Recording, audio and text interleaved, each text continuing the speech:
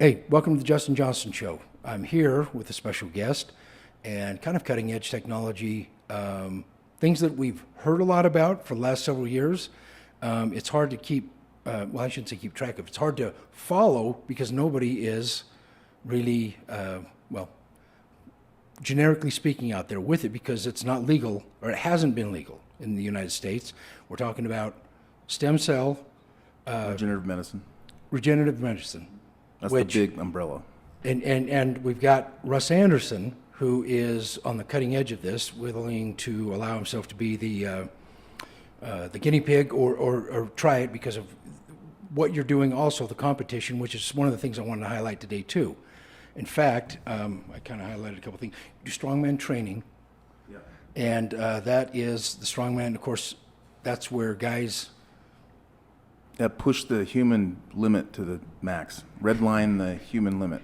Yeah. Okay. And I actually, as we've talked about this leading up to it, you talk about redlining to the max, right? I mean, that's anybody that's exercise, anybody more than exercise, anybody that's trained. You push yourself to that limit, right? To where you're, you hear in the military when exhaustion, strength, the training. It's like you almost black out, right? But somehow you finish what you did, and there's bits and pieces of it, right? Because you've pushed yourself right to an extreme. How is that? And that Viking, you're also known as the Desert Viking. Russ Anderson, which I guess we're pointing out right now, that is your hand. Russell Anderson on Instagram. Yeah, Desert Viking Strongman on Instagram. All one word, Desert Viking Strongman. Desert Viking Strongman Instagram is where you've been posting. That's where we ended up meeting up. Of course, we're just a year apart, schools on the other end of the valley, and have mutual acquaintances, relationships, people that have brought us together today, which is very, this strongman competition, which is interesting because I always hear people say, even on Joe Rogan, when they refer to these guys, they're all like Viking, right? It's not the guy you see in the weight room all the time or the guy that's like taking the Mr. Olympia, right? It's the guy that's like the strong. Yeah, often when you mention that you do strongman, people will size you up and say, your arms don't look much bigger than mine, or you don't look much bigger than me. The cool thing about that, it's like those really fast Cyclone trucks in the 80s. You remember those? Look like an S10 pickup. Yeah. The thing that people didn't realize is they do 0 to 60 in 3.5 seconds, like a bullet bike. So the cool thing about it is they don't realize there's a V12 under the hood. They have no idea. So to be a sleeper like that is actually more fun than walking around as a big guy, but be able to bend rebar, and do things that other people can't do. Yeah, which I've helped enough people move. I've helped enough try to get a job done. Big drive, to have somebody like that on the other end of something or a project is. It's valuable and it's good, right? Yeah, functional strength. And what you're explaining is functional strength. Something and you can use use anytime, any place. Yeah. All day long. That's right. Be out there doing it. I've seen now, when you check his Instagram out, you're going to see him lifting rocks, putting them up on his shoulder, throwing them back down, right? All sorts of crazy, dysfunctional, picking them up, idiotic lifting things. it up, getting it up on your shoulder to show you can balance it. You're doing it, right? Because it is that real strength. Show dominance over the weight and the situation. Show dominance. Yeah. Exactly. Yeah. And so it's entertaining, but it's also, you're 54 years old, right? I'm 53. We're a year apart, and man, I've been feeling it. I didn't really feel anything, to be honest with you. I felt as strong at 39, going into 40 as, maybe in some ways I had more endurance, as much strength, not as much youth. I was thinking that on that side. But the last 10 years, man, if I do a project, I get down on my knees. It's a little harder getting back up, right? Yeah, we wear out. And I can do stuff. I've been laying some pavers in my yard. That's intensive, right? And it's been 100 degrees. I mean, like, I'm pushing it, right? And I'm like, man, I'm so glad I don't have to do this for a living where I'm going to get paid to serve this. But, I don't get as much done the same day. I can do the work. I can handle it, but which leads us back to the intrigue with it, right? Neighbors thinking you're a little crazy, or why is he doing it? Like, not getting it, right? Well, the origin of strongman actually comes from Scandinavia. All the little towns in Iceland and Denmark and Sweden and Norway wanted to know who the strongest farmer was, who the strongest fisherman was, the strongest Viking, right? Who's the strongest? Yeah. let's find out. And they found out by carrying big stones that nobody could lift. They have the manhood stones. Basically, you've never reached true Viking merit until you've lifted this 300, 420-pound stone. They have a stone in Iceland called the Husfell stone. It's the most famous stone in the world. It's the former gate of a 300-year-old sheep pen in Iceland, and you don't reach full styrker or full strength until you can pick a 420-pound stone up. Think about that. That's 150 pounds more than a fridge. Pick it up in your arms, stand up, which is probably meaning that you're blacking out while you're doing it, and then you're not done. You've got to carry it for 165 feet. I said that right. 165 feet, and then put it down where you picked it up, and then guess who's there to crown you full styrker? The marshal of the Husfell Stone, who's four-time world's strongest man, Mr. Magnus Ver Magnusson, probably a relative of the Higginsons and the. Yeah, that's exactly it. Well, Sure. so you were raised in Spanish Fork. I'm living in Spanish Fork now. Raised in Salem. You're raised in Salem. If you're from that area, Yeah, you know yeah. there's a difference. But I went to Spanish Fork High School, and I'm proud of that. Yeah. Yeah, Spanish Fork High School, and it was a community where when the LDS, people joined the LDS Church. That's right. 100 plus years ago, and they were coming over here for whatever reason. They were sent down to Spanish Fork. Brigham Young sent the Icelanders, who could speak very little English, sent them down to Spanish Fork, right? Yeah. Probably because that wind blows all the time. So if it's 50 in Spanish Fork with that wind blowing, the wind chill's negative 20, right? Yeah. If you Spanish Oaks stop Golf to get a Course, gallon, a couple gallons of gas, you cut it short and get about half as much, because before you've put that gas in your tank, you're frozen solid. Yeah. Yeah, so the Icelanders were the right ones to send to Spanish Fork. Yeah, absolutely. And there's a lot of good stories about that. I got it in my heritage as well. You know, they didn't know English very well. The Danes had actually settled before there, and they were kind of looked upon, you know, like, oh, the Icelanders. So, same blood, right? Yeah, yeah. But it's the Vikings. Icelandic people, you know, and of course they Sure. were already established there. And so Sure. lots of, at least for my grandma, you knew my grandma Higginson. Yes. Which, you know, she was a Dane, you know, from you know, so all the older people came from, right, one European country or another, or that, but she had, you know, she had married into the Icelandic blood through Higginson, which was the other side, but ultimately it was the Erickson. Very, very tough blood. I mean, just warrior blood. Warriors married warriors. A lot of the tribes and clans were maternal. So even in Iceland, a lot of the families are something's daughter instead of son, right? And so maternal. But they were warriors. Warriors basically married and bred with warriors. And it's kind of like a Rottweiler. A Rottweiler doesn't know he's a Rottweiler. He just, I mean, they don't give him a Rottweiler class, right? He innately knows that that's what he is, right? And so human beings are a little bit different. We've got this big cerebral cortex, and we have to, you know, kind of figure out what we got. And so I think maybe to help you out a little bit, I wanted to figure out who I was. You know, I knew about my heritage, proud of it, but what am I? Who am I? What do I have under the hood? How far can I push myself before I quit or collapse or cry like a baby? And I think I still want to know that at 54 years old. Still want to know. I've actually found myself, even when we're talking about this and leading up to the interview that we've had, I've thought a lot about it. And I've thought, you know, maybe more so now, right? Because I see my wife makes a comment, you know, somebody posts, one of our friends from high school in the days, you know, they're gray, you know, kind of hunched over, right? She's like, man, you're aging pretty good, right? You're doing it. And I'm like, you know what? I put a lot of effort into, and there's a lot more I could do, but I'm to the point that I've got that,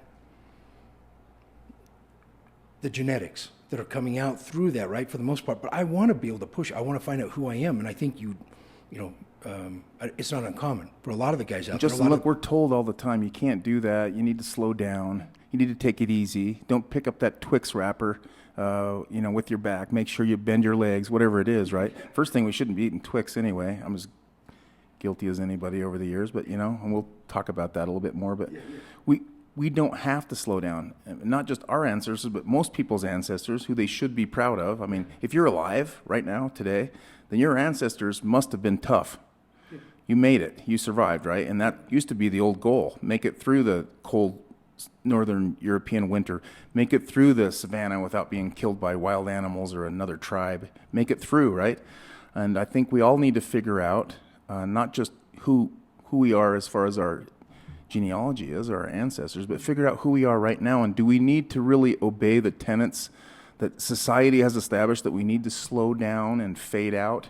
Well, I think it was Def Leppard that said it's better to burn out than fade away, right? You're from that generation, right? Well, I'd rather burn out. Me too. Let's throw a rod in the engine rather than be retired at the Kingsbury retirement home. I'm not interested in that. I'm not interested in that at all. And I, at the same time, have said many times, my goal has been to live to 120, right?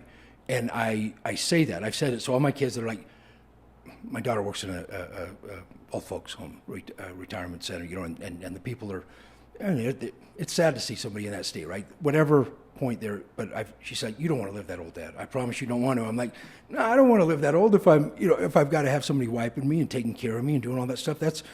But we all maybe could get there, right? But I don't want to fade away. That's the fade away, right? I want to still. But I want to go to 120 but I want to have a good life. We have technology now, right? Just the fact that we know more about our bodies, our brains, the interaction, our digestive system, right? Which is always so frustrating, which is where we're going to go with this, is that preventative, regenerative medicine versus medicine, right? It's really interesting to talk to medical doctors and things like that, because they're really not aware of it. Yeah, it's shocking. Actually, it's embarrassing. It's not something you'd ever want to do on film, because, that's permanent, right? Yeah. But yes. We talk to providers all the time. When I say we, me and my partners, and we talk to nurse practitioners and PAs and doctors and surgeons who don't know the basics about regenerative medicine. And again, we'll get into it, but we don't have to wait all these years anymore. It's here. It's now. It's not some far off thing. It's ready to go. The machine's ready to go. Now it's time to engage it and embrace it and see where it takes us. On that note, I'm going to take a step back or two, because I wanted to actually read a couple things that you've been a part of, right? Yeah. And we've talked about strongman stuff. You actually own some records, world records right now. I do. And so let me stop me if I say something wrong or don't do the right thing. You're talking about. So we had the question: what do you do? This was your response to me, so I'm going to use this here. It involves very heavy, static, stationary training, such as squats, deadlifts, pressing events like powerlifting does, but it involves the athletic, the moving. No, let me just stop you there for a second, Yeah. just for the audience. Powerlifting, it's pure strength. You squat below parallel, stand up, probably as red as a beet, and lock it out, and then rack the weight. And you either get as long as you get more white lights than red lights, the squat's good. With the deadlift, right? With squat, you're not running around, you're just squatting it down and standing up. There's not a lot of athleticism going on. As long as you're strong, you don't need to be athletic. You just need to put that weight on your back, not drop it. Yeah. Squat down below parallel and rack it, right? With the deadlift, it's equally as simple. The barbell's on the ground. You grab it, grip it, lock it out, in powerlifting without hitching the weight. Get it all locked out, look at the judge, make sure you got more white lights than red lights, and you're good. And then with the bench press, it's even less athletic. You lay down on a bench. It's a World War II exercise. You lay down on a bench and you grab a barbell. It's handed off to you. You bring it down to your chest. There's a motionless pause, or there's supposed to be. There's 50 or 60, maybe 100 federations now. And then you lock it out. And they call it good, but those three are the three big ones with powerlifting. And with strongman, I'll let you continue. It takes it a little bit further than that. Yeah, well, and so you gave a couple of examples. The farmer's walk. Athletes carry 200 to 450 pounds per hand, right? So it's not. It takes it to the next level, right? It's not. You can compensate, a little bit, right? You got that bar on your back. It's using everything there, but now you got. So now here's the difficulty goes right off the side of the earth, right? Yeah. Because guys are proud of themselves when they walk out of a store with a couple of gallons of milk. Look at me, I'm walking to the car with a gallon of milk in each hand. I remember that. That used to be a cool thing. But imagine picking up 200 pounds in your hand and in both hands, 400 pounds, just standing up with that is basically a very big deadlift, right? Yeah. Now imagine taking a little stutter step and going as fast as you can for 50 feet. That's a very difficult thing to do. And you're not just carrying it with your hands. Actually, you take the weight in your trapezius muscles when you do the farmer. Your body's carrying that. But where the rubber meets the road is that hand. And that hand is doing everything it can to come open. It's like a crocodile or an alligator's mouth, right? They've got all these muscles to close that mouth, right? They have a hard time getting that thing open. Trust me, it's easy for that hand to come open. The rarest strength in the world is grip strength. But grip strength can be tripled in 90 days if you work at it. Enough so that you can burst a soda can or crush an apple, fun party tricks like that, right? Mm-hmm. Well, anybody can increase their grip strength as long as you work at it. We live in these lifestyles where we're not doing farm work, we're not bucking bales like we did when we were kids. We're not doing a lot of that stuff, right? We're sitting in cubicles, drinking Mountain Dew, right? And then maybe head to the gym for some what we think is a hard exercise, right? Well, you said it right there, farmer's walk. Let's think about that for a second. It's like a visceral throwback to the old days where they probably had to carry milk jugs that were full of milk from one area of the farm to the other where they could be stored, right? And then the towns got together and say, let's see who can do that the best. Yeah. That's where that came from. Yeah. It was the real original competition of things, right along with the fair of getting everybody, with the harvest and everything else, right? People come together and all these things that they've been doing, they try to duplicate, right? It's like when the lumberjacks, when they're cutting, and I'm like, wow, they're doing it, right? But those are lumberjacks, and they're guys that come in and use those saws. Now, we're in this anti-competitive world, Justin. You and I grew up competitive, right? Yeah, where we competed at marbles to the death, yes, right? Yes. You know what I'm talking about. Yes, I do. And we're told now, in 2023, that's bad and that's evil, and that there has to be a winner and a loser and all this stuff. Well, again, it's visceral. It's a throwback thing. We all want to know who the strongest is. And that's the great thing about my sport of strongman. When I started, Justin, there were about 3,000 of us from one end of the country to the other. And everybody thought we were just freaks or weirdos. And the thing about lifting heavy in any way is people automatically assume you're on some sort of compound that's making you that way. It's lightning in a bottle. If I took it, I'd be just as strong as you. It has very little to do with stuff like that. And even the guys that do take that, I'm a libertarian, by the way. I'm one of the few that actually loved watching Barry Bonds and Sammy Sosa and Mark McGwire hit all those home runs. I think it saved baseball, and not to get off the tracks too far, but people want to see men and women lift heavy stuff. They want to see it. They do. Especially me. I used to, they show the World's Strongest Man on ESPN, Magnus Ver Magnus, and we mentioned him and Bill Kazmaier, right? I'd watch those guys at 2 or 3 o'clock in the morning, and I knew I should be in bed, and they were reruns. Yeah. But I just literally could not believe that they were carrying, 250 pounds, 300 pounds per hand, and turning purple and wandering down the road. I just thought that was just nuts. Yeah, you know what? So, this just popped in my head when you were saying that, but we had, raised in Pleasant Grove, we had some acreage up by the house, and it was, we didn't have four-wheelers with a dumping bed truck, to do it. So you get a friend and you would haul some stuff around. We had to get the water, we had to get some things like that, or 5 gallons of paint that we had to go out and paint the other end. That's what we did, right? Whatever the chores were.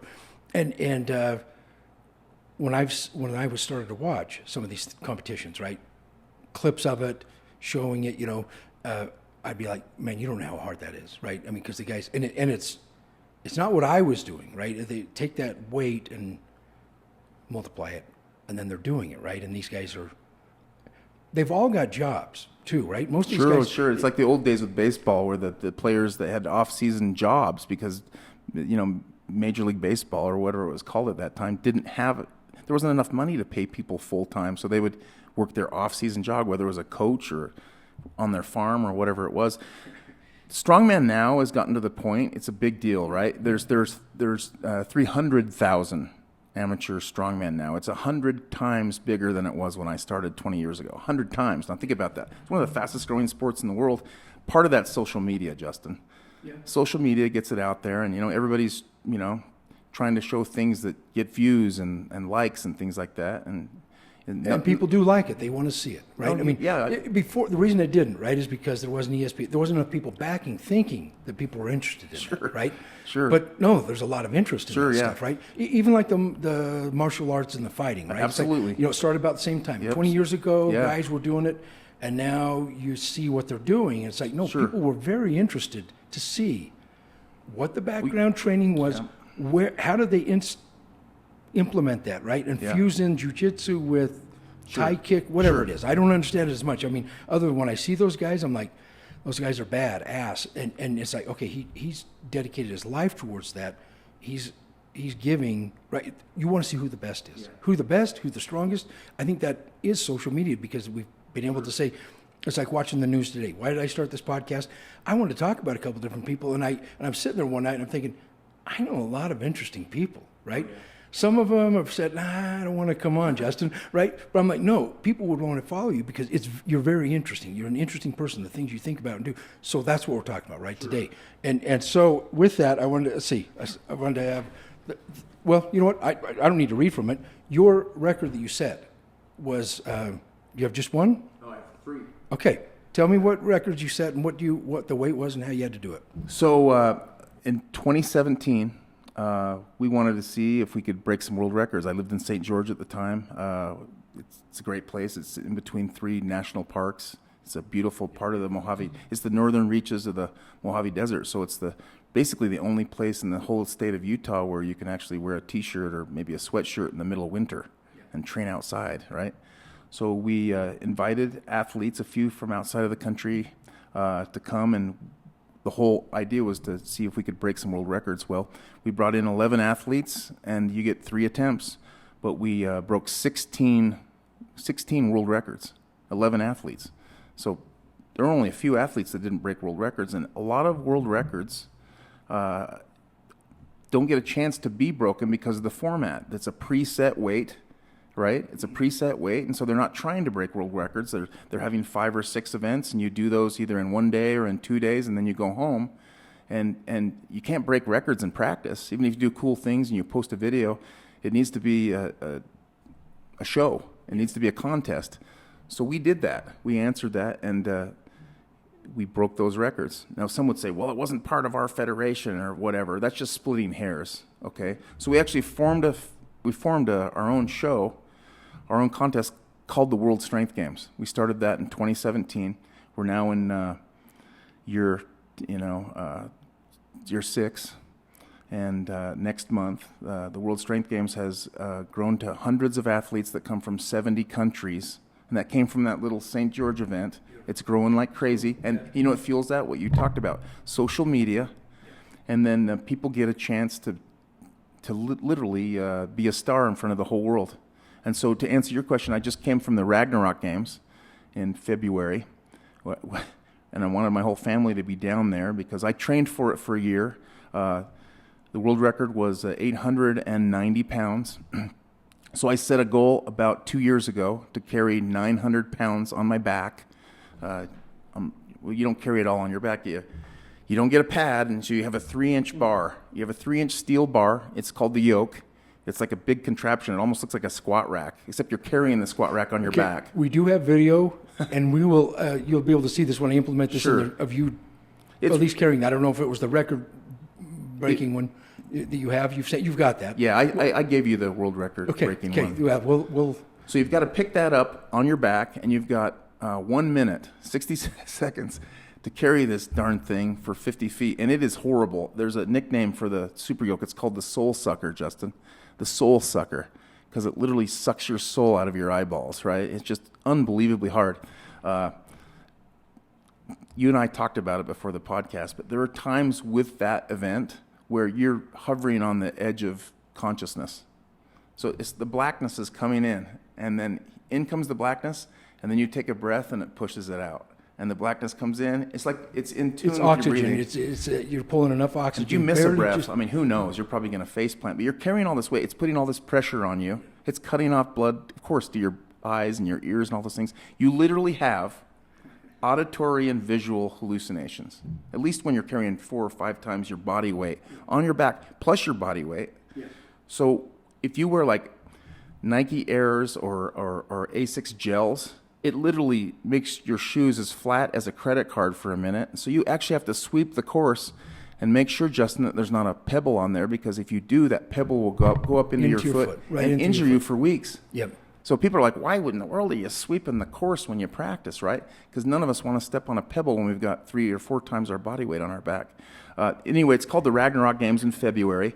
I wanted to take my whole family, and so we loaded everybody in our Toyota Sienna and decided, instead of freezing to death in Utah, that we'd bring the whole family down to Miami, Florida, like the farthest place in America that you can actually drive to the tip of the east, right? Yeah. We drove down there through Cajun country. My kids got to eat jambalaya and see gators and all of that stuff. But I'd never did anything like that as a kid. We took them down to Miami. We got down there. My wife, who rode shotgun for 3,000 miles, we didn't love our kids at that point when we got there. She asked me when we got there, do you still think you could carry this 900 pounds that you've done a few times in practice? Do you think you can do it in 2 days in the competition? I told her, no way.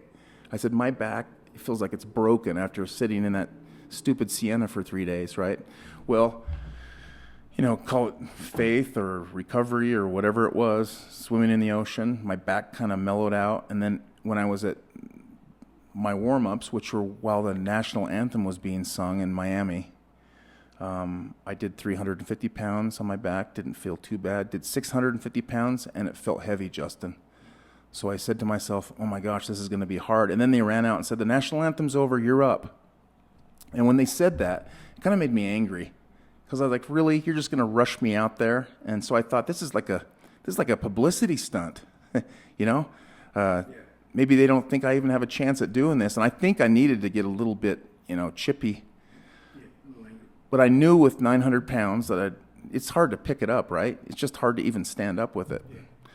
So I knew when I stood up with it, they start you. They go, athlete ready, and then they blow a whistle, and it starts, right? And there's athletes behind you in the warm-up area screaming and yelling, and there's people there. It was even on worldwide pay-per-view TV. And so there's a chance for me to look like an idiot here and get a big F, right? But I knew by picking it up that I couldn't take some big, huge first step, that I'd have to take a small step, kind of like an ice skater, just to get started. I took that first step with my right foot, and it squished that foot down to credit card width, right?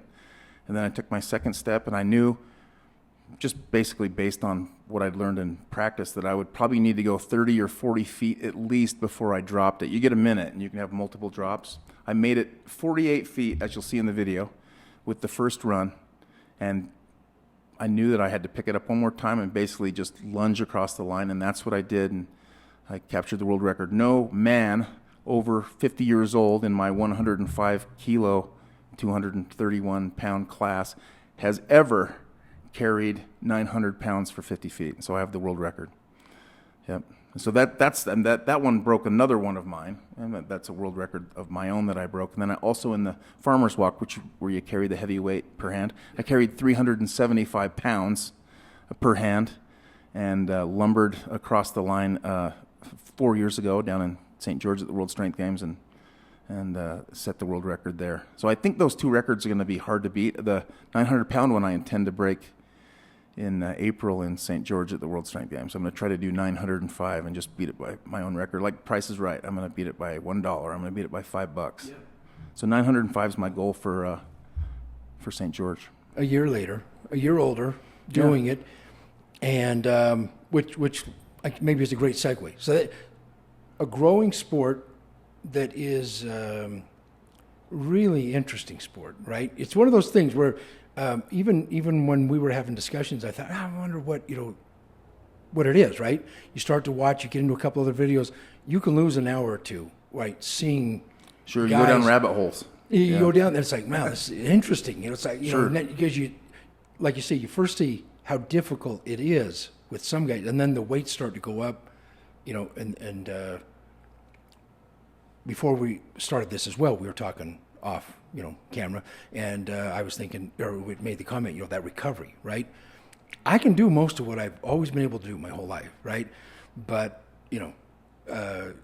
I may not be able to do it again for another maybe 6 weeks, and it may be just pure exhaustion. And I feel like you talk about that. When I was younger, I would get to that blackout stage, right? I didn't think about it. It's like, I went right to that. So at 53, I'm like, I don't know. I don't know if what if I do fall and crack my head or whatever, right? There's these things. So it's quite you put yourself in that situation. Nobody's harder on ourselves than we are. Yeah. We think everybody's so hard on us. They actually really, you find out as you get older that they don't care. And they're probably rooting. They just don't for care. You. Really. There are people that root for you, but what I'm saying is, Justin, we're going to be hardest on ourselves. Absolutely. But that's the way it's supposed to be. Absolutely. But all you really have to do is do a little bit better than you did last time. So I tell my athletes, I train world-class athletes. I've trained a lot of D1 football players. When you throw a handful of peas in a bucket, it doesn't make any difference until one day you have a bucket full of peas. So if you consist in your effort, most people quit. If you consist in your effort and be stubborn. There's two types of stubbornness, right? There's the stubbornness where you're so stubborn you never get anything done and you're lazy and you just refuse to change. Or there's the stubbornness that is, no matter what comes up, I'm married and I have kids and church callings and work obligations and aging and soreness and all of this stuff. If I just say, to heck with all of that stuff, I'm going to be there, I'm going to show up, that's all it takes. And then go as hard as you can without getting injured. You can't get injured. Go as hard as you can. It's amazing what happens, and it's the sum total of everything you've done and thought and dreamed and planned for. That's the cap that you put on your pyramid. That's the. Well, so you put age in there, right? Sure. And that's actually one of the other things that I have discussed with people. It's like, you know what? I'm able to do some things better, right? Because I do know how to pace. Sure. I've got a reservoir of life experiences, right? Yeah. That don't seem related always, but they manifest everything that Have you heard of old man strength? We all had these grandpas. I know you did.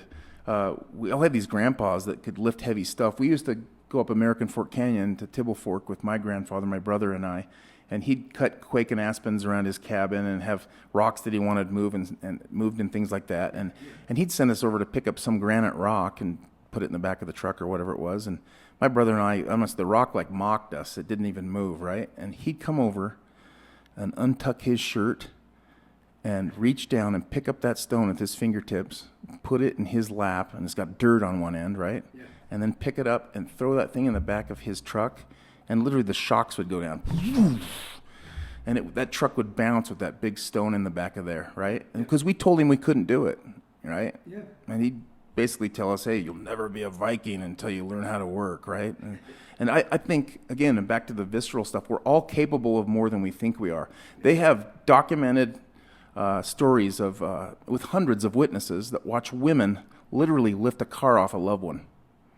Yeah. So everybody's waiting for first responders to come, and there's no time, So maybe a frail-looking woman walks over and picks up a car at least enough for their loved one to get out from under that car, and that, that's a real scenario. Fight or flight response with adrenaline, right, like that. And she's probably torn ligaments in her arm, and she'll never be the same and stuff like that. But if we can tap into that visceral thing, and it's probably a combination of genetics and our training and our urgency. But if we can tap into that, a big difference can be made. Now, real quickly, we're all born with a certain amount of fast twitch muscle fibers, a ratio of fast twitch muscle fibers with slow twitch muscle fibers. There's a ratio there that we're all born with. The type of training that I teach my athletes and that I use with myself, it literally recruits the slow twitch muscle fibers, and they mimic the fast twitch muscle fibers, which makes you faster and more cat-like, like a feline, right? Apex predators. Some people call it plyometrics. So my athletes and I actually focus on something within the sport of strongman that a lot of strongman athletes don't focus enough on. We focus on the speed. So in the hierarchy of what we do, we would rank speed first. A bullet's a little tiny piece of lead, but how fast is it going? They're going 1,000, 2,000 feet per second. So mass times acceleration equals force. If you do things faster, you don't pull a Band-Aid off slowly so it pulls off every hair and you feel every single thing. You rip it off, right? Yeah. So myself and my athletes, we do everything as fast and as hard as we can because it's like gunpowder. you got a minute. You got a minute to get it done. And literally, often the strongest athlete doesn't win because they're not fast enough. Sure, they're stronger than the other athletes, but everything is timed. So mass times acceleration equals force. Force is what we're focusing on. So slow and fast. Explain that. Actually, can you a little bit more, like, as to how you So we train talked to about where this- to where that you get the benefit of that? We talked about the static lifts, right? Squat, deadlift, bench press. Those are great. Those are fantastic. People ask me all the time. I was a power lifter, by the way. I took second place in the world in a federation in Reno, Nevada. Proud of that. Grateful for that. That was where I got my genesis, my start, right? It was great. It was wonderful.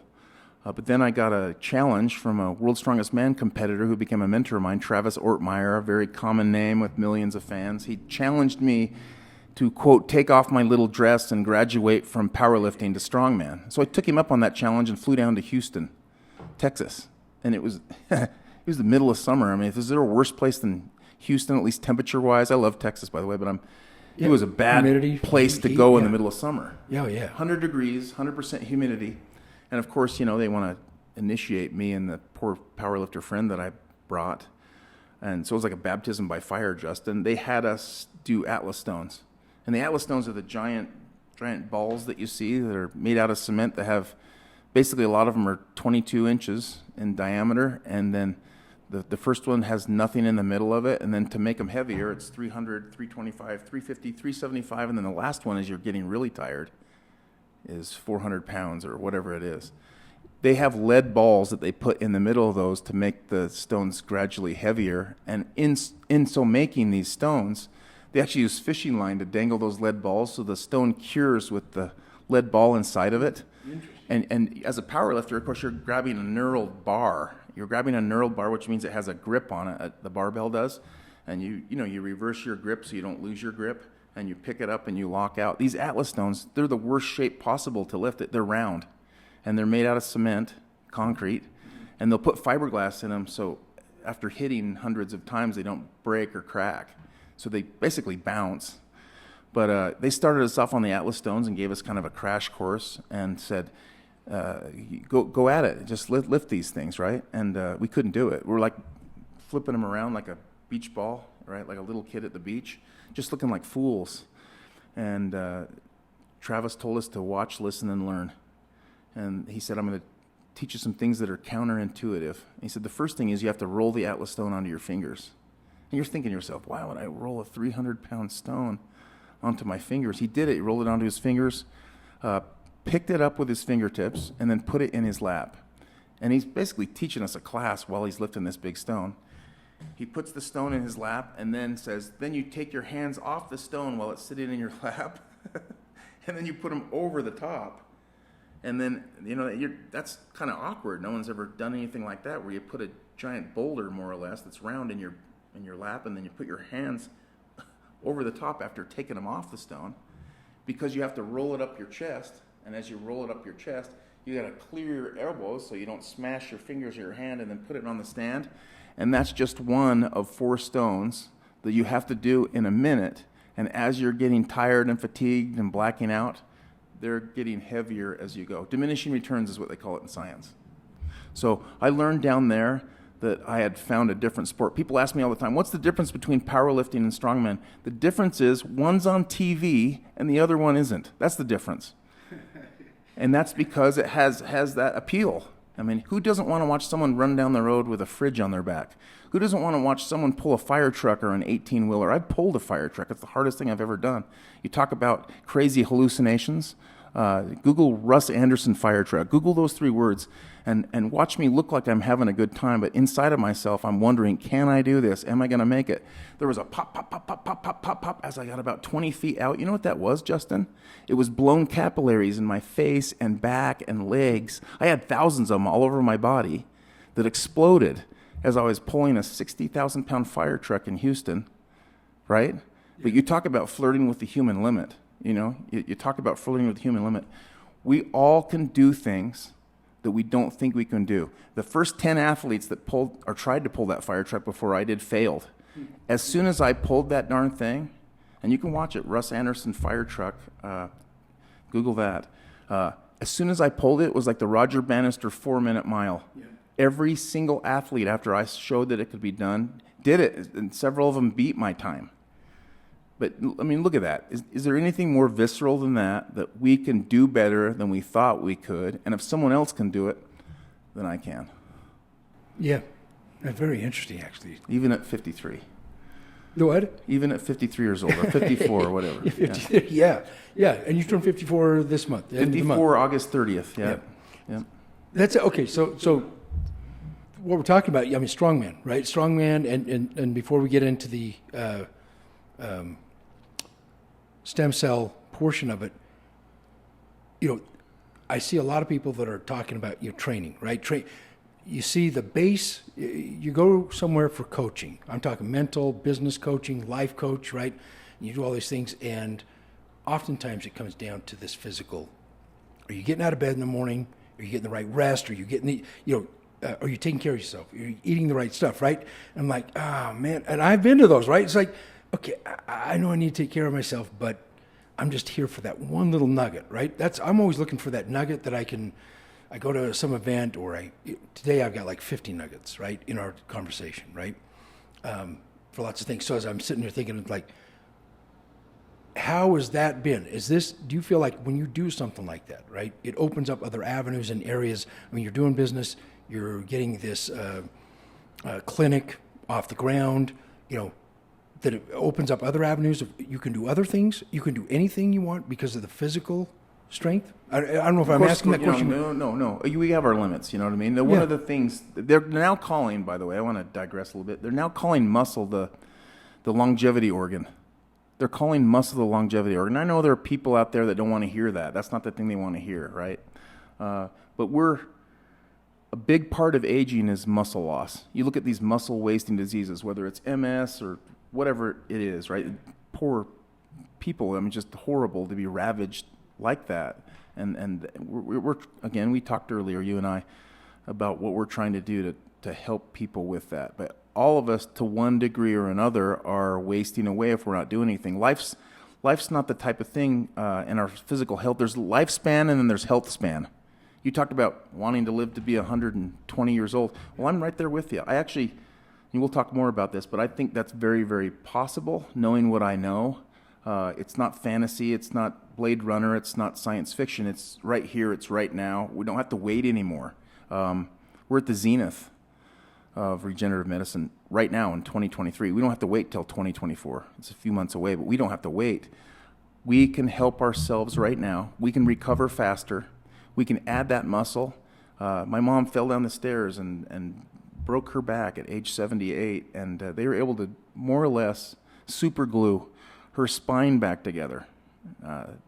There's incredible medical advancements. The best of them all, though, is regenerative medicine, because it gets the body to heal itself without opioids, without scar tissue, without numbness, without all these big pharma-based pseudo solutions. We have real solutions. And, it's not a fix-all. It's not a panacea.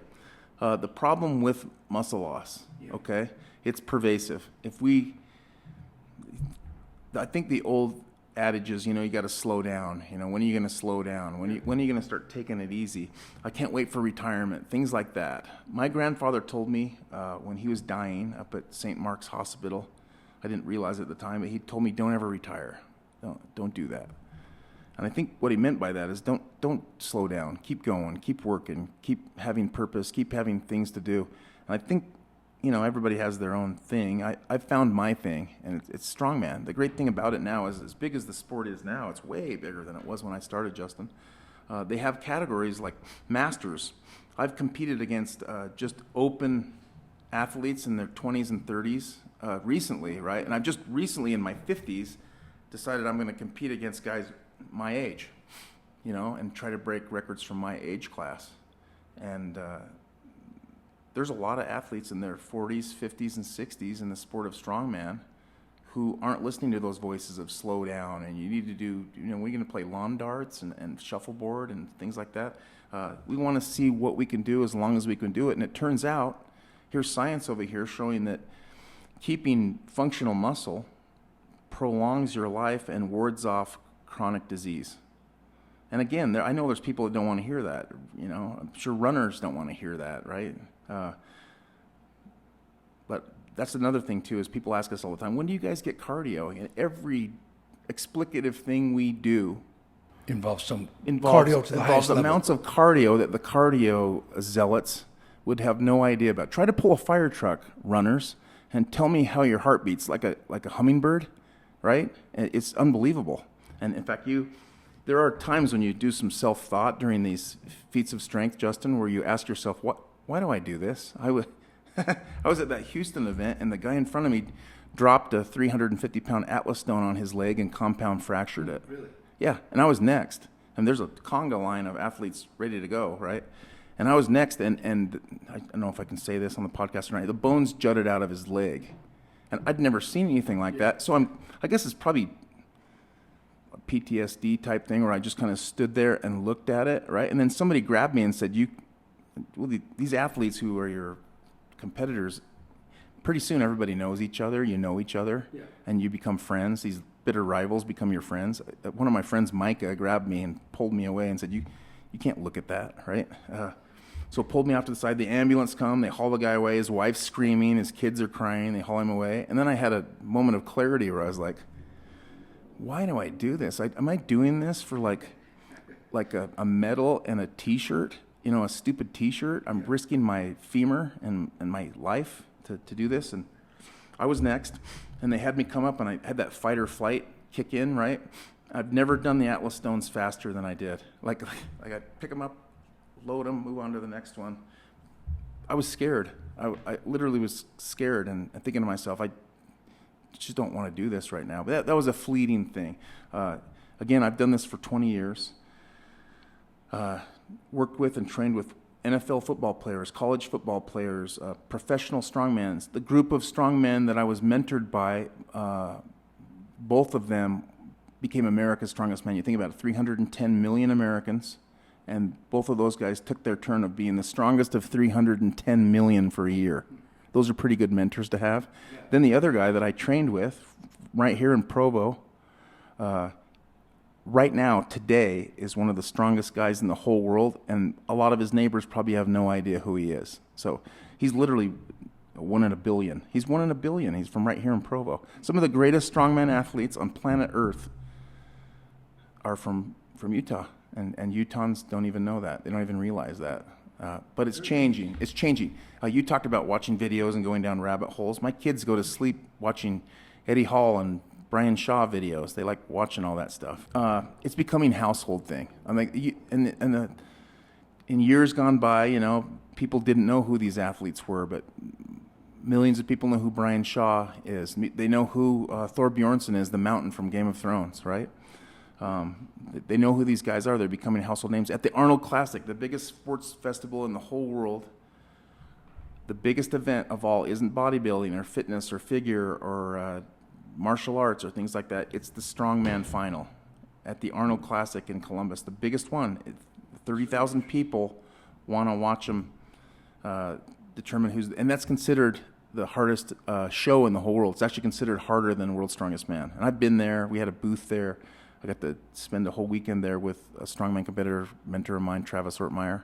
But that's the biggest ticket there at the Arnold Classic is the strongman challenge. It's not some sideshow anymore. It's front and center. It's A1. It's the main event. It's the main event. Everybody is waiting biggest for. One of all. It's a freak show.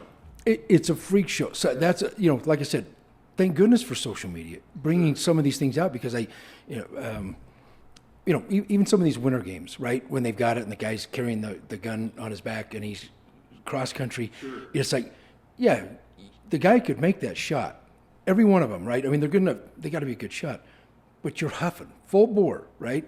And you got to shoot those little things out, right? It's a very interesting competition. You got to calm down enough to make that shot. You got to calm down. You got to breathe right. You got to have everything as you're coming up to that. And you see the guys do it, right? They come up and they're pushing a little hard. They're a little out of their head. Somebody got in their head or something, right? And they miss it, right? Right there in front of everybody, right? The world as they're watching. That it doesn't surprise me actually that this has grown to be the main event or that type of thing, because it is that. And I think. It's like you said, UFC, right? UFC is the next iteration. Maybe you could argue the better development, the evolution of boxing, right? Yeah. MMA is to boxing as strongman is to powerlifting. Why? Because it's almost like multi-level marketing. As soon as you involve your friends or family, you no longer have friends nor family, right? Yeah, that's right. And I don't really mean that, especially. No, I'm with you. But what I'm saying is powerlifting is that way. I used to bring friends and family to powerlifting meets, and if they didn't fall asleep, they at least never came again, right? Because you're laying down to bench press and standing there to squat and standing there to deadlift, right? Those are cool things. But unless you're just really, really into that, the average layperson isn't going to be interested. Now, strap a Frigidaire back and watch how a lot of those people who were bored or asleep pay attention with big saucer-type eyes, or pull a fire truck. How many kids want to watch people pull a fire truck? All of them, right? They all want to watch that. And then, you take it to another degree. You got these medleys where you have to carry a giant 300-pound stone for 50 feet, put it down, and then drag like a ship anchor for 50 feet, and then finish it off with the yoke and carry that 50 feet. I mean, you talk about cardio. So the cardio is there. So it's like we've been talking about. It's functional strength that you can use outside of your training. One way to make sure that you're going to help your neighbors move is practice strongman and have a truck. I do both. I have a truck and I have both. I have a truck and I practice strongman, so literally I would have to lie to get out of all the invitations I get to help people move. And by the same token, I try to help where I can. Yeah. The only thing that worries me about moving, Justin, are black widows. Yeah. Well, got plenty of those here in Utah. Yeah. Well, I've got a story I won't relay here too. I was helping somebody clean out, and they sent me in to clean up some drawers out of, and there were some black widows in there. You could say some fun. Yeah. But and it was my neighbor. Anyway, but shift gears. You've got a company. What do you do for work otherwise? And is this the focus of it? That what you're coming out with your company for the and the term is what, adipose derived allograft? Is that the So I think the product? best thing we're going to say is there's a hierarchy. Stem cells. Basically, stem cells is it's a very broad umbrella because there's a hierarchy of stem cells, like a ranking system for stem cells, objectively speaking. So with a lot of stem cells, at least in the past, individuals, who can afford it, like Mel Gibson and others, would fly down to Panama and be treated by Dr. Reardon with really high quality stem cells that were derived from umbilical cords, a part of the afterbirth, right? That was normally thrown away as medical waste. They harvest these umbilical stem cells that have been feeding this baby and treat their patients with miraculous and real results. Great work, unbelievable stuff that they've done down there. And then they also use placental. Instead of throwing the placenta in the garbage as medical waste, they harvest regenerative medicine compounds like stem cells from placental stem cells. Then they also can harvest them from bone marrow. But the ranking system, the best of the best, are adipose-derived allograft, which is fat-derived stem cells. That's what that is. That would be number one. Those are the very best. More of them survive the cryo freeze and storage and shipping. You don't want to be injected with stem cells that are dead. What's the point? And a lot of people are injected with stem cells that are there's just a few alive, if any. And what are you getting? That's a sham, right? More of those fat-derived stem cells survive the cryogenic freeze, which can be 70 degrees below zero or more. That's very, very cold. If they're dead, what's the point, right? So you want them to survive the cryogenic freeze. Fat-derived stem cells do that better than any other. The umbilical cord cells are probably second, and then the placental cells, and then fourth would be the bone marrow cells. Now, the next thing is, how long are they going to stay active in your system? Well, that's where fat-derived stem cells are better too, because the fat-derived stem cells are active in your system for 6 weeks, a month and a half, more or less, with every person.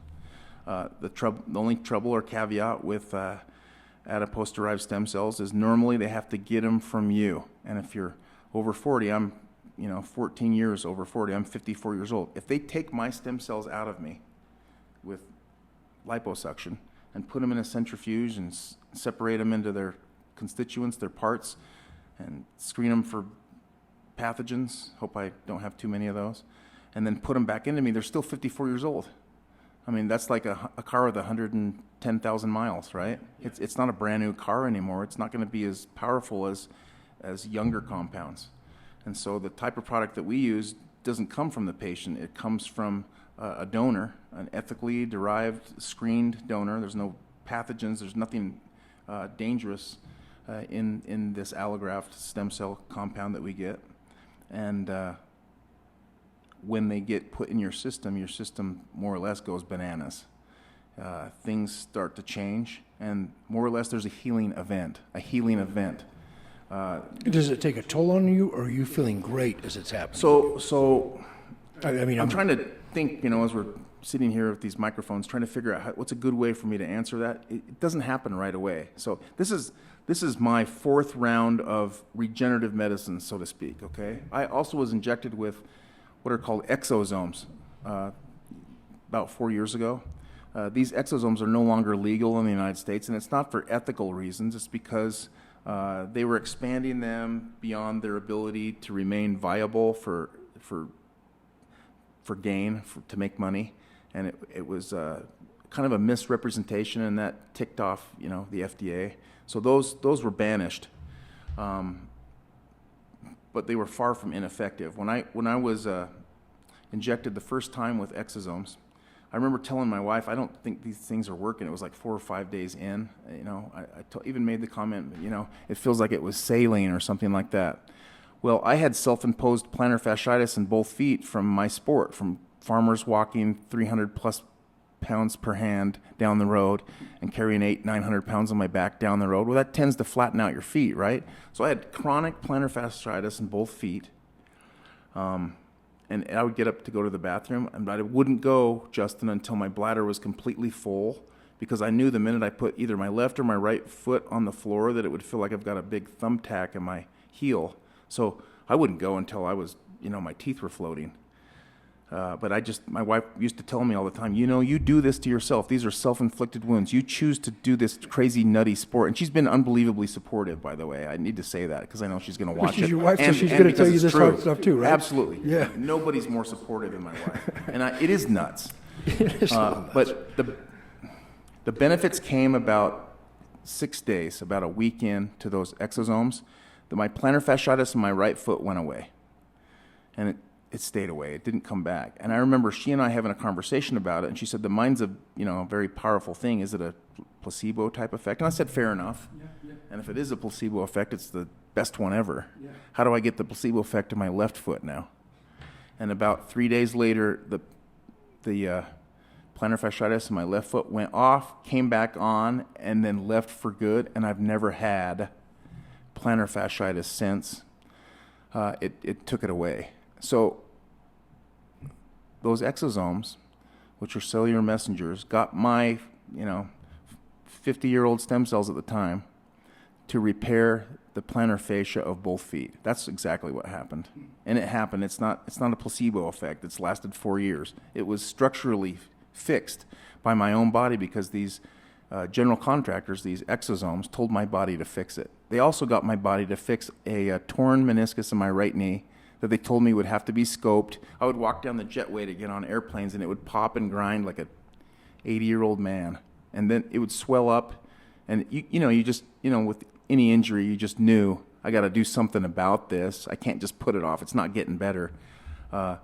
This one took longer. It wasn't like my plantar fasciitis, but that thing healed within a month and a half. After 2 months, I had no problems with that knee, and the unthinkable, to a lot of medical professionals happened. That knee repaired itself. Now, another thing too is I have bad vision. It's a genetic thing in my family. You've got glasses on. I've got glasses on. My mom doesn't have great eyes, so I inherited that. And I was driving around in St. George where we were living, having had my knee heal and my plantar fasciitis gone. And I have some prescription sunglasses that are the same prescription as these. I had them up my head either to scratch my nose or whatever I was doing, and a crazy thing happened, Justin. I could read the license plate of the car in front of me, which was highly unusual. I thought maybe it's the angle or the time of day or my eyes are glossy and it's changing the refractive or whatever it is. But I just kept being able to read like the emblems on the back of the car and stuff like that, and that was nutty.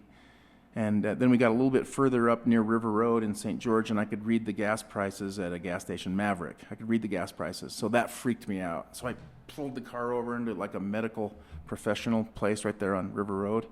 And I called my wife. I called Abby, and I said, I can see and read the license plates in front of me, and I can also read the gas prices at Maverick. I think my vision might be getting better. And she said, put your glasses back on. So she wasn't really interested in a big conversation about this.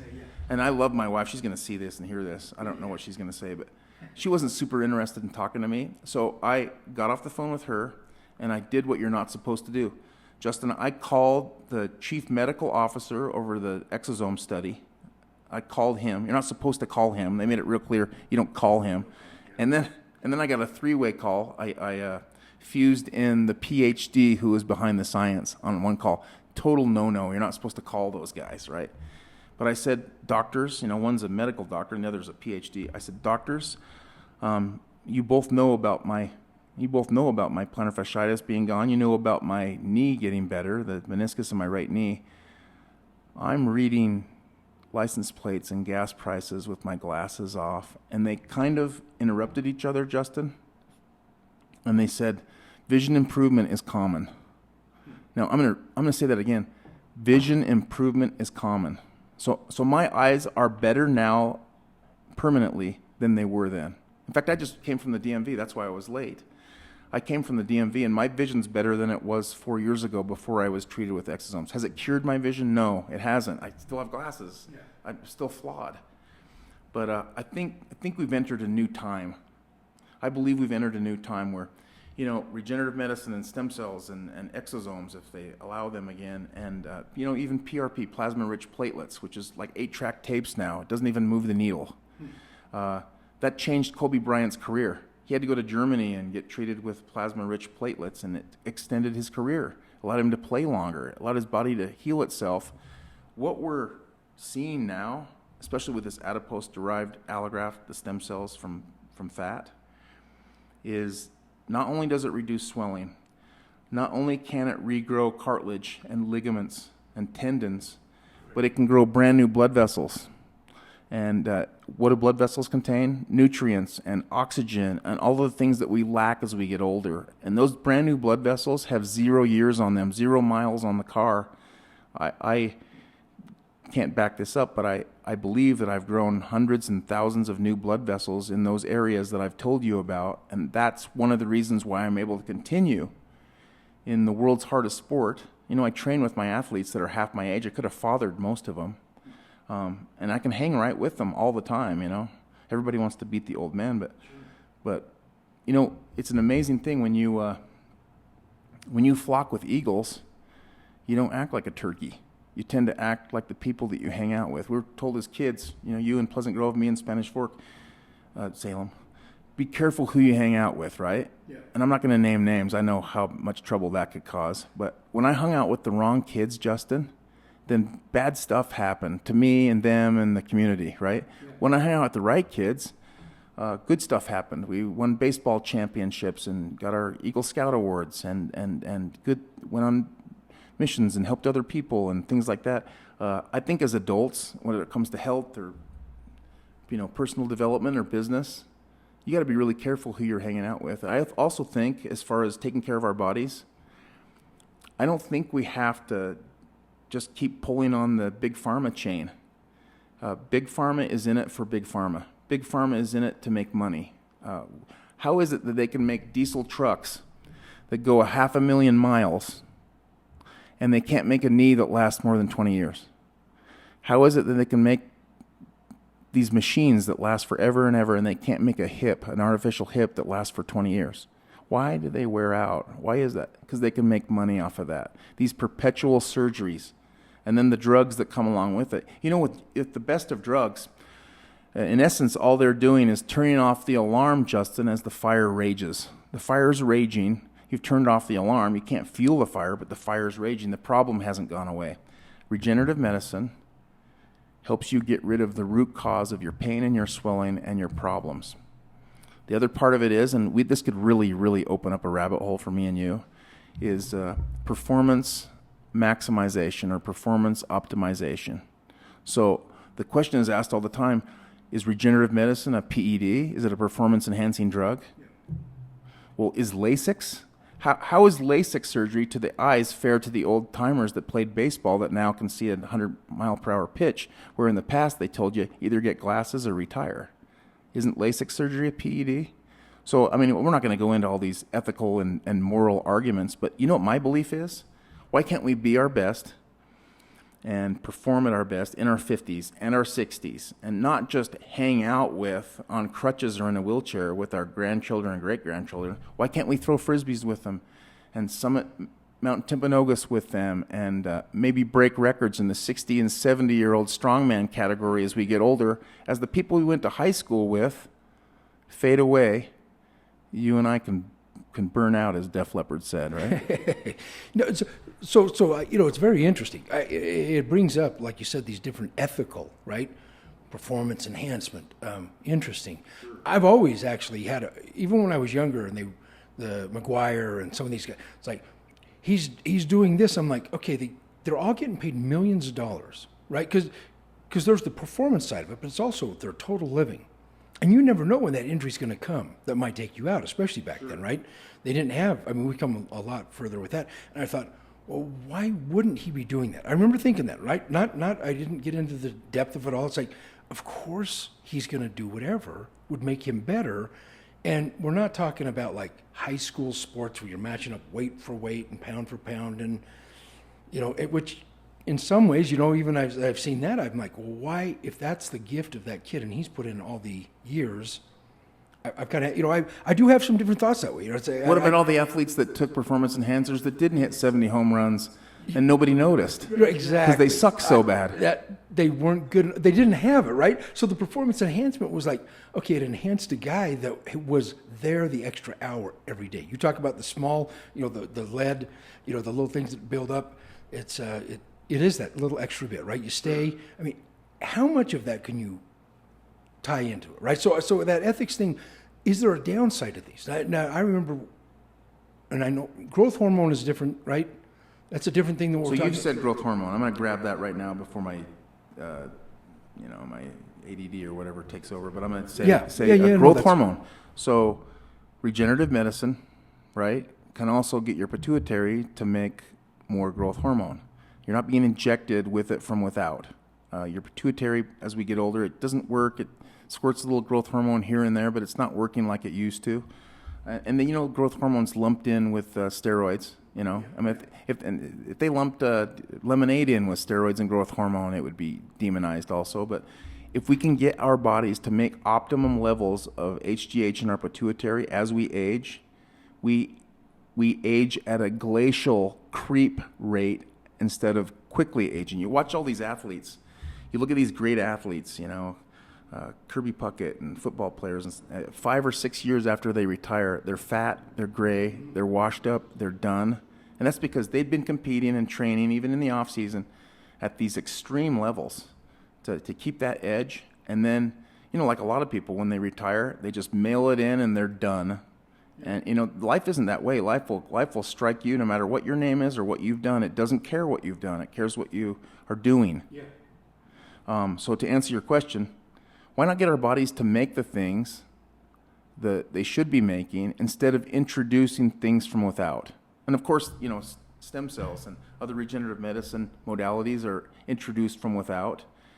But it's like anything else. Are antibiotics unethical because in the old days, people without penicillin used to just die, and that's what God wants? No, faith without works is dead, right? Yeah. What's aging without regenerative medicine? It's dead.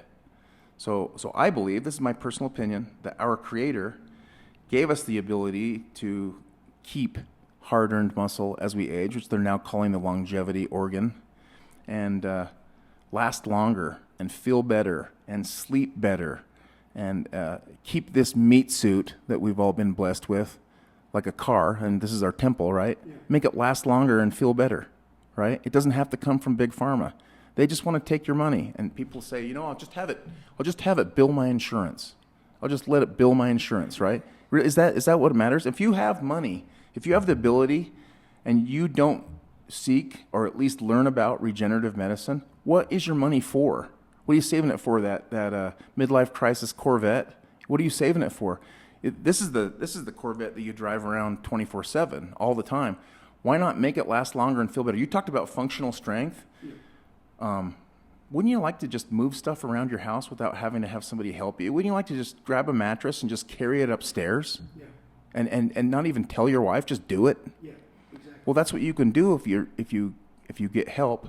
And then once you put the train back on the tracks, so to speak, keep it there. Take care of it.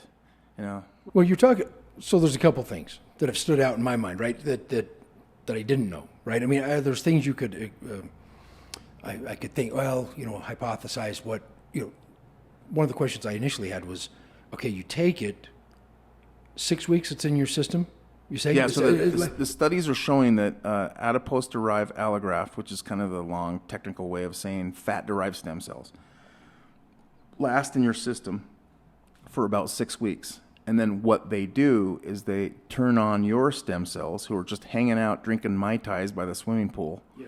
They get up and start doing things that they normally don't do.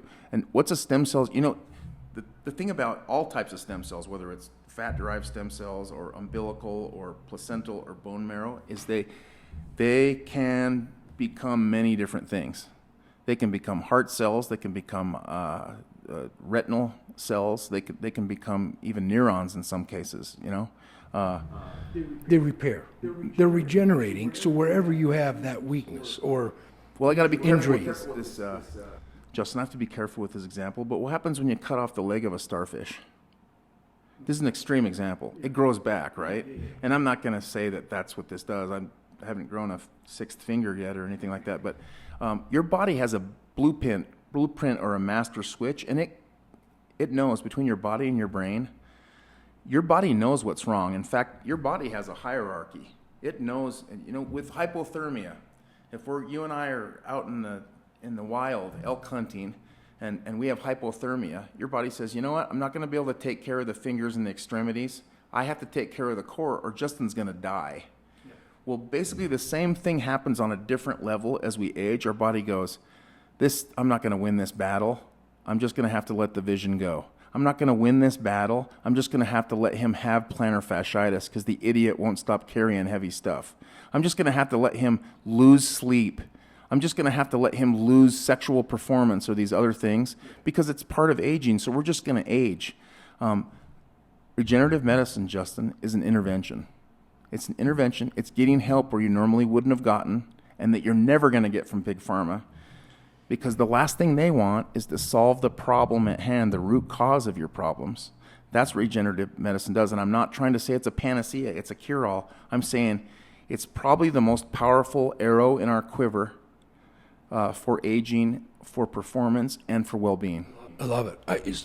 So you always hear guys say, when they get their wisdom, right? The life experiences. You don't get that any other way than living life, pushing, the envelope or getting out there, exercising, pushing it, right, and trying to make that happen. You have wisdom, but you don't have the time. And you even hear all the billionaires say, or the people that have money, right? The money's no object anymore. They can do whatever they want to do. They can't. There is 24 hours in a day. So how do they make that, right? Well, if you can extend 10 years. So I'm saying I said 120. That's what I've said to everybody, and they're all like, everybody in my family's like, oh yeah, Justin's not even halfway there, and I'm thinking, man, I'm feeling. So I'm not going to mention names, Justin, but I've had the privilege of being a friend of Magnus Ver Magnusson, a 4-time world's strongest man from Iceland. We may have mentioned him already. Unbelievable athlete, more or less the Michael Jordan of my sport. He's on my phone. I can call him right now. I'm not going to do that to you or him or us, but that's my friend. And they come from a culture where it's not bad to be competitive. It's not bad to try to be the best in the world. They're an island of 350,000 people. So kind of like Utah County, who have produced, 25% of the world's strongest man athletes. Now think about that for a second. There's 8 billion people on the planet, and the best country, arguably, is Iceland. And that's because they push greatness. They love their Viking heritage. They push greatness. They're warriors, right? I trained you talk about warriors, Tongan, Samoans, Polynesians, unbelievable warriors, unbelievable athletes. I believe that the time will come when Polynesian will step forward and win the world's strongest man, and then millions of Polynesians all throughout the South Pacific and in the United States will see what had happened. I had an athlete, I'm not going to say his name, he will kill me, and he could easy. But I trained him for years in St. George. He actually got to where he could carry, Justin, 450 pounds per hand, so 900 pounds. Stand up with that. Stand up with 900 pounds. And by the way, try to carry 450 pounds in your mitt. He had 450 pounds per hand and carried it for 50 feet. So that's better than any of the World's Strongest Man competitors that you see at the Arnold Classic or World's Strongest Man can do right now. And he was able to do that in St. George. Another thing that he could do is he could carry, listen to this, 1,200 pounds on his back for 50 feet. So the world record is 1,275 pounds for 50 feet, He nearly broke the world record here in Salt Lake 2 years ago at Salt Lake Strongest Man. He did his opener. You get 3 opportunities in the format that we have. He did his opener. Listen to this. This is in total Polynesian style. He did his opener, Justin, in flip-flops. Flip-flops. He carried 1,100 pounds, smiling, and dazzled everybody. And then basically the guys in his class, the heavyweight class, just said, okay, it's a battle for second place. And then after that, on his second attempt, he attempted the world record, which would have been 1,280 pounds. He carried it for 11 feet shy of that 50 feet, and he just picked it up too many times. I mean, you can only pick up 1,280 pounds so many times with the human body, but I think, to get back to what you and I have talked about, we haven't even begun to see where the human limit goes. It's like the Roger Bannister 4-minute mile. As soon as he was able to do that and prove that it was able to be done, then a whole bunch of people did it. And as soon as we've been able to show that somebody could carry 900 pounds at 53 years old and many other different classes and many other different levels, like we see with the World Strength Games. We have a 70-year-old, 72, I think, Valerie Silver, she's going to see this, 72-year-old athlete in the World Strength Games from Australia who breaks world records basically every time she competes. And that's because she's 72 years old. She can lift and carry more than most 40 and 50-year-old men can, right? And she refuses to quit. And she still wants to see what she has in the proverbial tank. She wants to see that. And guess what's happening? She's aging differently than everybody else her age, not just in Australia, but around the world. So you talked about the balance between enough sleep and work and family time and all that stuff. That's tough. That's tough. Sacrifices have to be made. We've talked about hierarchies. You have to build some sort of hierarchy. So I train heavy right now once a week with the moving events. I do that once a week. And then I do my squats and I do my deadlifts and I do my pressing in the gym. And that's where I'm at right now. When I start ramping it up to try and break that world record, I'm going to have to train the moving events and train heavy twice a week.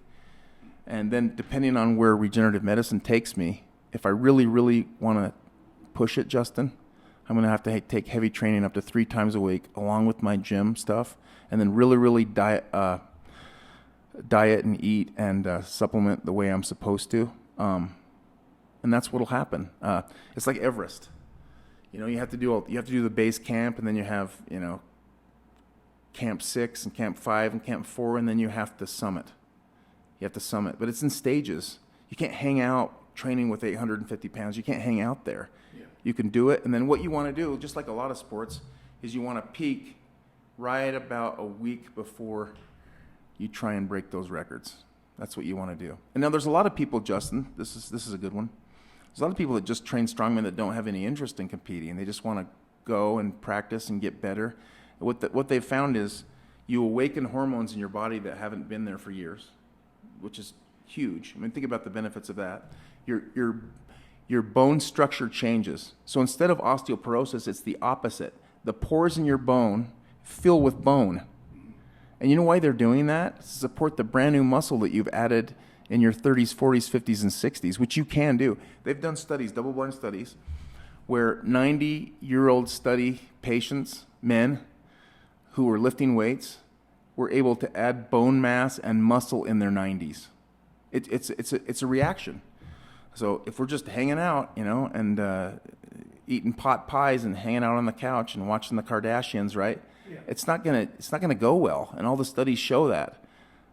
Conversely, if we live an optimum lifestyle and try to balance well, you get all the benefits of that, and you take those wherever you go. You take those benefits of regenerative medicine and training and doing everything you can with your time and your money that you've been given, and you can live a better lifestyle than other people. You really can, and they look up to you.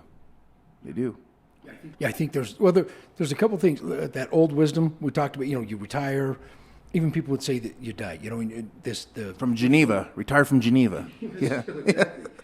Geneva still, or right? My one grandpa worked at Pacific Pipes. I think it's Geneva Pipe now. Or at some point, it ended up being that. But he stayed active, right? He did stay active after that, and he lived to where his body did end up giving out, but he kept his mind sharp, and he was doing some other things there. But I think the pharma and the rest of these things like replacement. You talk about that. You're putting a foreign object in, stainless, whatever, titanium, all these other things. The opioids are a horrible thing. I had when I first got married, I think I was 24, 25 years old, around there. I got cancer in my leg. It was really high. It was it was malignant, but it was slow growing. But they took it out. I got anyway because of that. There's a couple of things that happened. The doctor's still probably alive, so I don't want to necessarily say something to get back. But he had nicked a vessel, right? So I had a lot of bleeder in there. I had pain, but I didn't have a lot of pain. But he gave me a lot of pills, right? I took them home. I just kept taking them. And then even when I knew the pain wasn't there, they made me feel better, right? It's a weird thing because you get to where you hate it, right? It's like, but you can feel yourself coming down. It's like, I got to take another pill. I don't want, you know what I mean? I aged over that, right? You talk about aging and feeling like addiction's a horrible thing. Mentally, it manifests physically. You get to where you have aches and pains everywhere, right? In your body without it, because I don't know the full science behind it, right? I've heard people explain it, but I'm like, okay, I know what that's like. I know what it's like, right? And so, I've shared that on different things in the past, so I don't have a problem with that. In fact, it's actually one of my greatest accomplishments. I feel that I was actually finally 100% got rid of that, because it would come and go throughout the rest of my life. It's like, I don't feel on 100%. I don't feel like I'm at the top of my game, whatever it would be, right? Whether that's giving a presentation or working extra hours, I need it. I need this thing, right? So I do, to me, I don't want to brag about that I was addicted on and off for years, but it was my greatest accomplishment. I feel like I've beat that, and I know how difficult it is. So when I see somebody going through hell, it's like, you know what?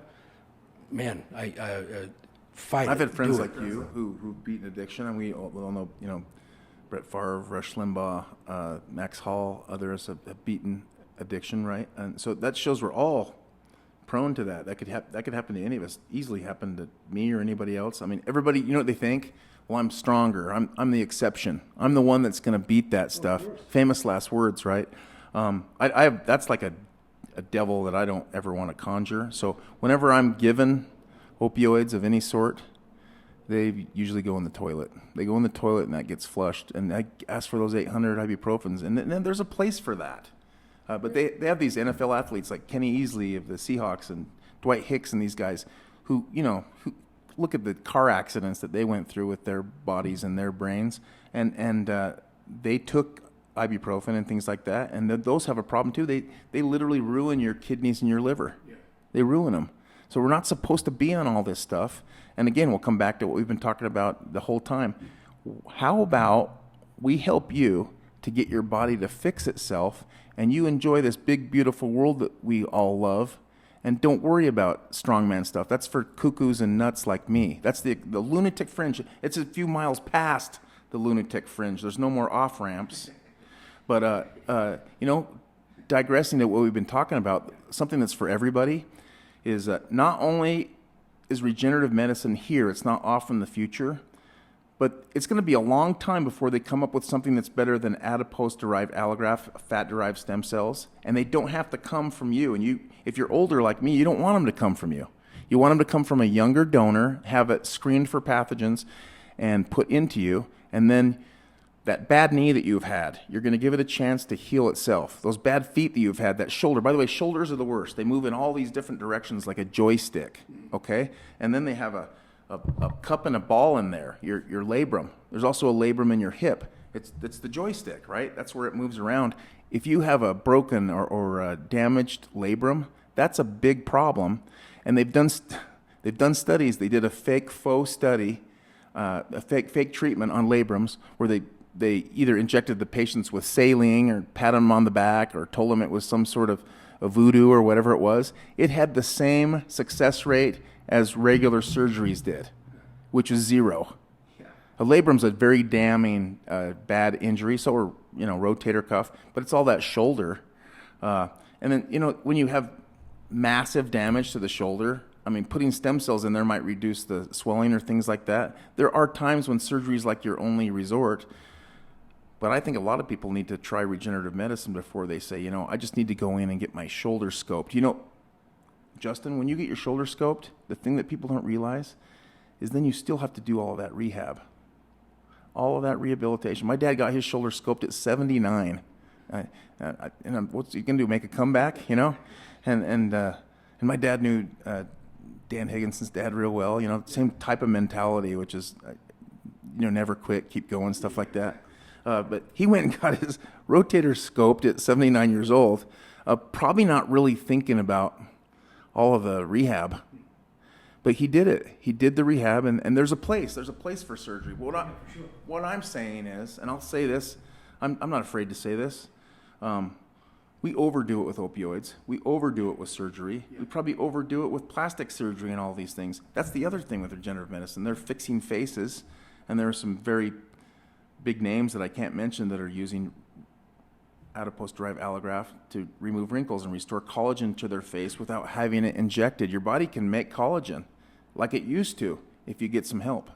Just amazing stuff. And it's not that I'm here to sell something. I'm not the only one that offers adipose-derived stem cells. But Justin, we have these tools now that people simply don't know about. And you know what my job is? I actually teach providers, nurse practitioners and PAs and doctors, MDs, about this stuff because they know harmfully little about it. So you have, we're talking about going to Panama, Mexico, or whatever for some of these treatments, right? And the FDA, and you've been working on this for 3 years to get a clinic up.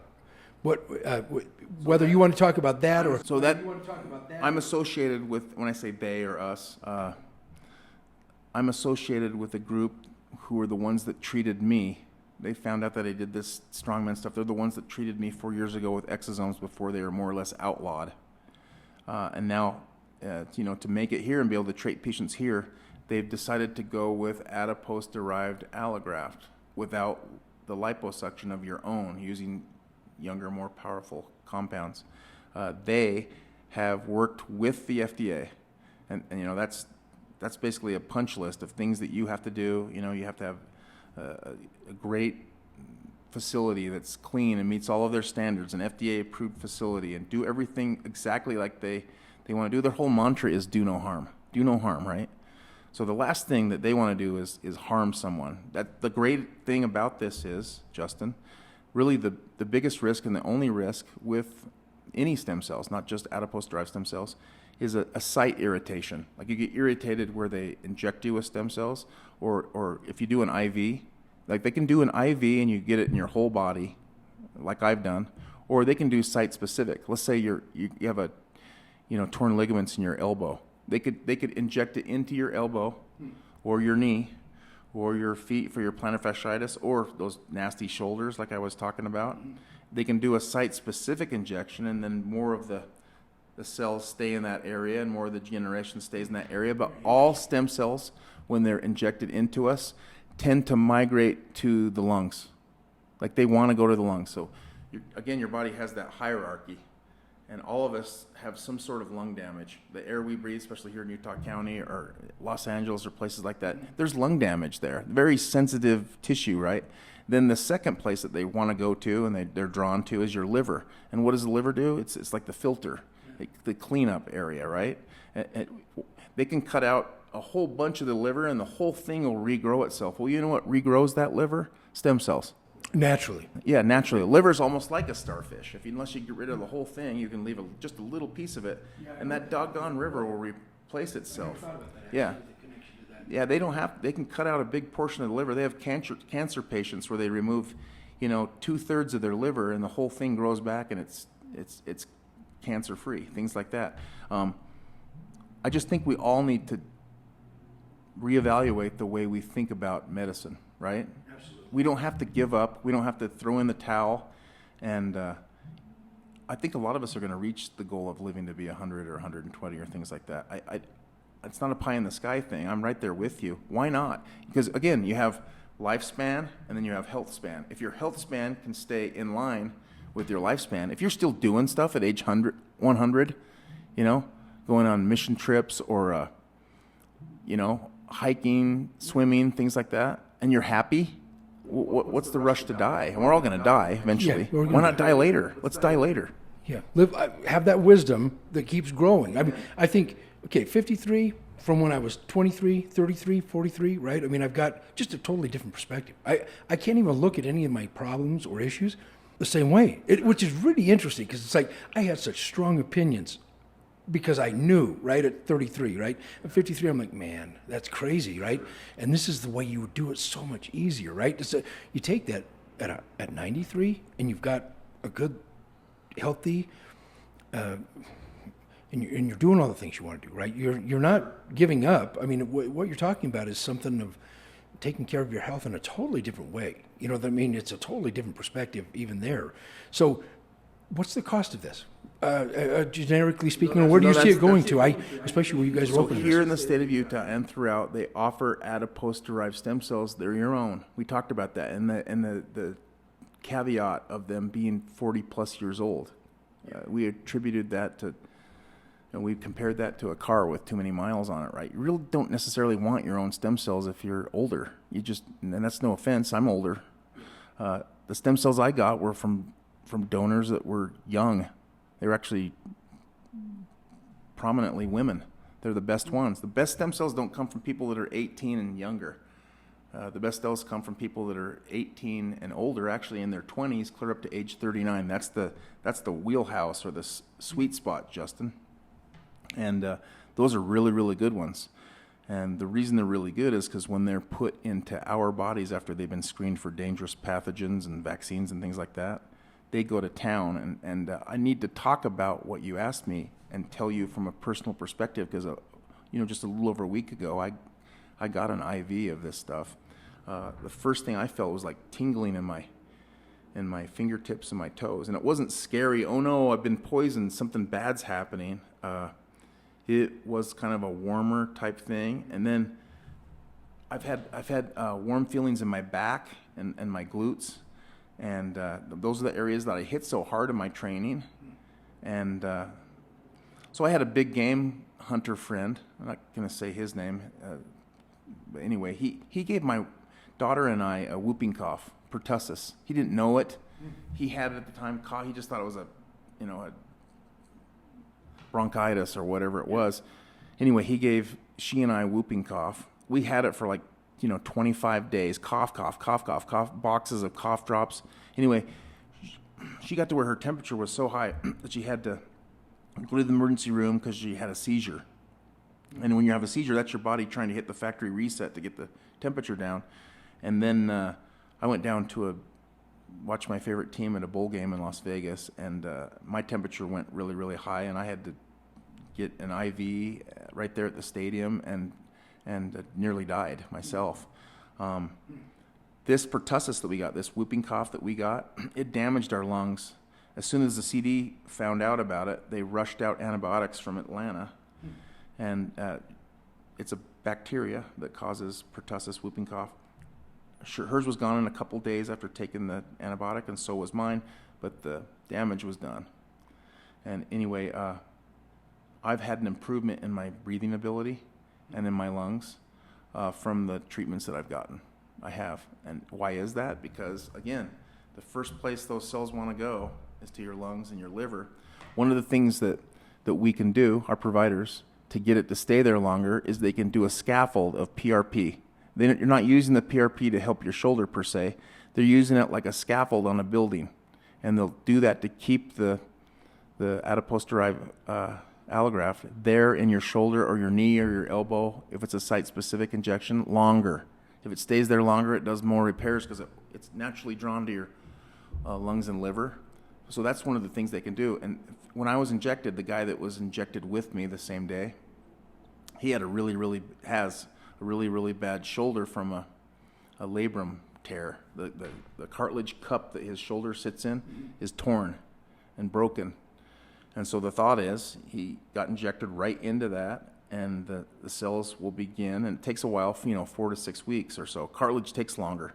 It's cartilage, right? In my knees.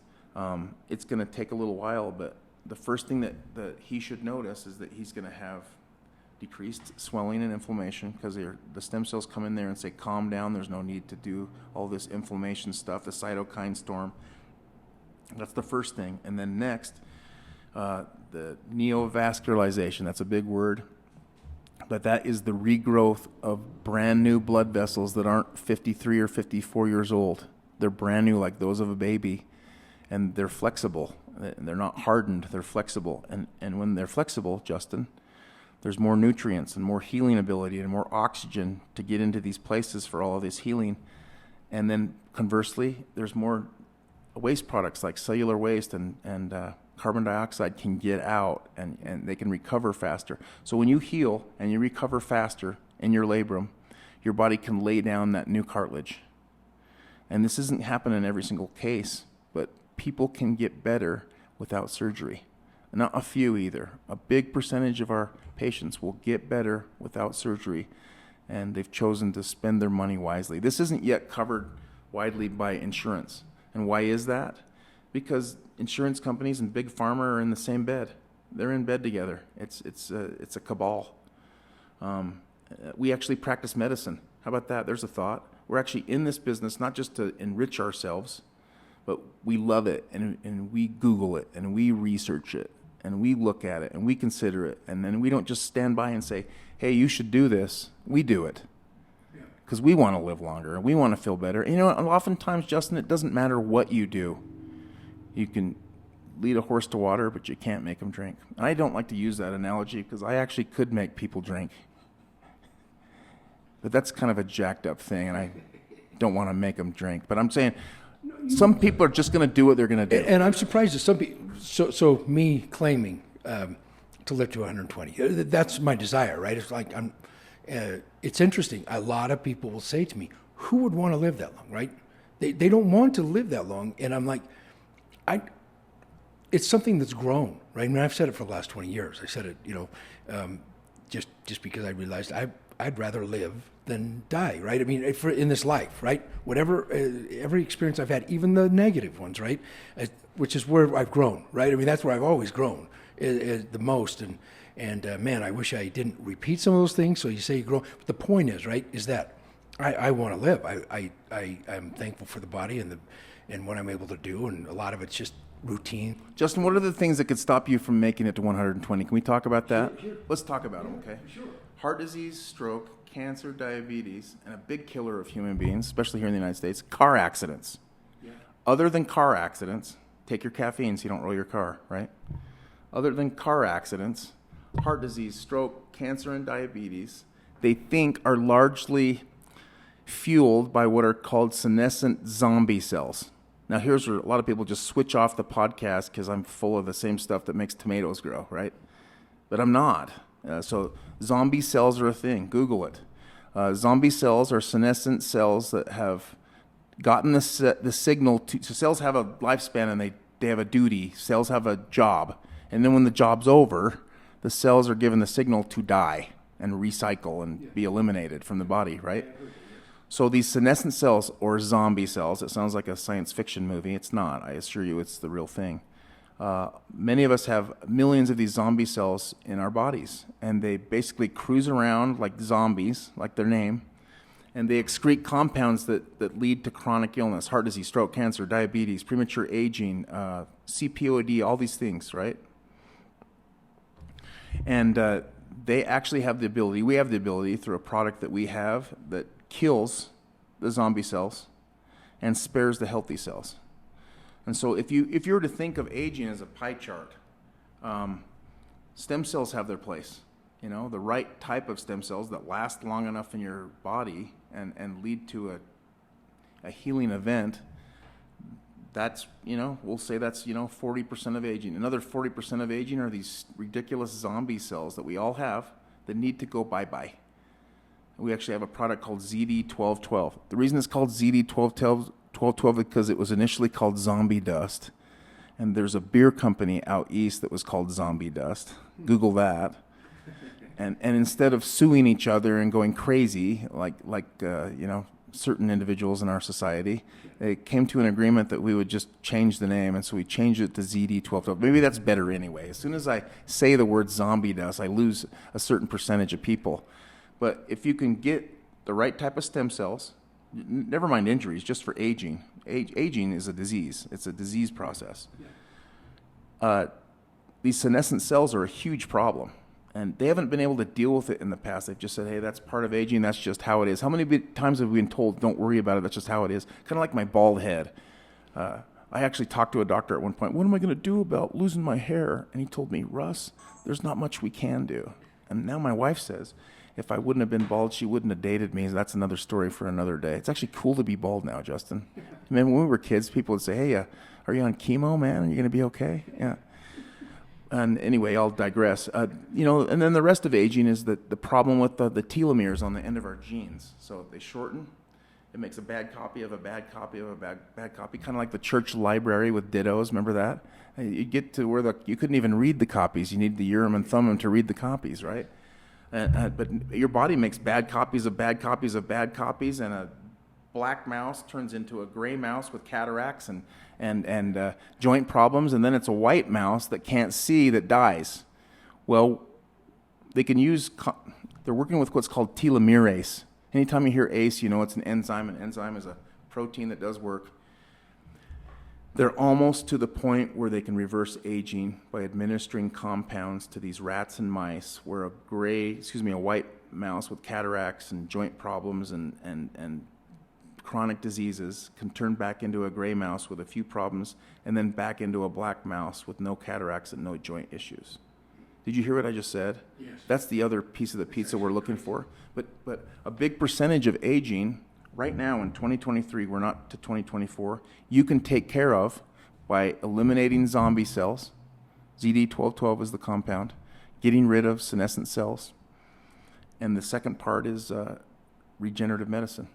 Of course, I'm going to tell you, the reason we do adipose-derived stem cells isn't because it's our product. The reason we do adipose-derived stem cells is if in the ranking system, in the hierarchy, there's no doubt that they're the best ones because more of them survive the 70-degree below zero cryogenic freeze, and more of them remain active in your system. Why would you not pick those? And you don't have to go to Panama and do medical tourism in Latin America anymore. You can do it right here in the state of Utah, northern or southern. You can do it in Texas. You can do it in Oklahoma. And that's been the whole point. How do we get regenerative medicine to where the FDA is happy and our patients are happy and we're happy? What are you looking for? A win, win, win, win, win, all the way around. And we feel like we've done that. We've done it.